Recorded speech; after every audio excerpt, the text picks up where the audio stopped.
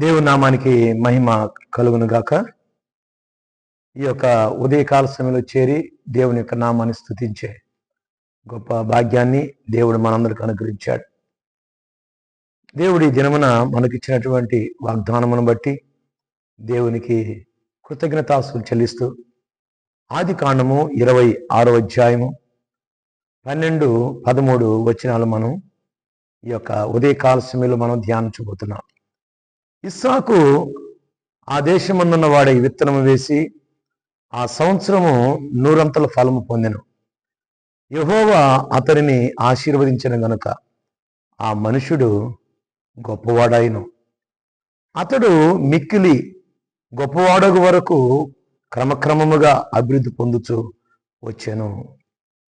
క్రీస్తునందు ప్రియమైనటువంటి దేవుని బిడ్డ, ఈ ఉదయకాల సమయంలో దేవుని యొక్క ఆశీర్వాదాన్ని దేవుడు మనకు గుర్తు చేస్తున్నాడు. ఆయన ఒక మానవ జీవితాన్ని కలిగినటువంటి మనలను ఎంతగా దేవుడు దీవించగలడో, ఎంతగా దేవుడు మనలను ఆశీర్వదించగలడో ఇస్సాకు జీవితం నుంచి కొన్ని పాఠాలు ఈ ఉదయకాల సమయంలో మనకు జ్ఞాపకం చేస్తున్నాడు. ఇస్సాకు ఆ దేశమందున్న వాడి విత్తనము వేసి ఆ సంవత్సరము 100 ఫలము పొందెను. దేవుని యొక్క ఆశీర్వాదం ఎంతగా మనల్ని దీవిస్తుందంటే 100 ఆశీర్వాదాన్ని దేవుడు మనకు జ్ఞాపకం చేస్తున్నాడు. బైబిల్ గ్రంథంలో రాయబడినటువంటి సత్యం ఏంటంటే, యెహోవా అతనిని ఆశీర్వదించిన గనుక, యెహోవా ఇస్సాకును ఆశీర్వదించిన గనుక ఇస్సాకు 100 ఫలాన్ని పొందుకున్నాడు. పొందుకోవటానికి గల కారణం ఏంటంటే, ఆ యొక్క 26వ అధ్యాయంలో మనం జాగ్రత్త చూస్తే దేవుని మాటకు లోబడినట్లుగా మనం చూస్తాం.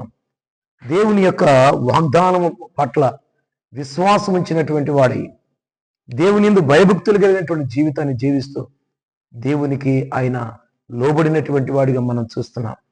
కాబట్టి దేవుడు 13వ వచనంలో చెప్పబడినట్లుగా అతడు మిక్కిలి గొప్పవాడగు వరకు క్రమక్రమముగా అభివృద్ధి పొందుతూ వచ్చాను. మన జీవితాల్లో కూడా దేవుడు ఈ యొక్క ఉదయకాల సమయంలో దేవుడు మనకు జ్ఞాపకం చేస్తున్నాడు.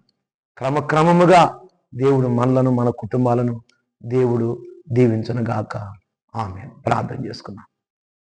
స్తుతికి కారణభూతుడ మీకు వందనాలు. ఈ ఉదయకాల సమయంలో ఆయన ఇలాగను చేరి మీ నామాన్ని స్తుతించి ధ్యానించేటువంటి గొప్ప భాగ్యాన్ని మీరు మాకు ఇచ్చారు. పరిశుద్ధాత్మ దేవుడిగా ప్రభు మీరు మంచినారు.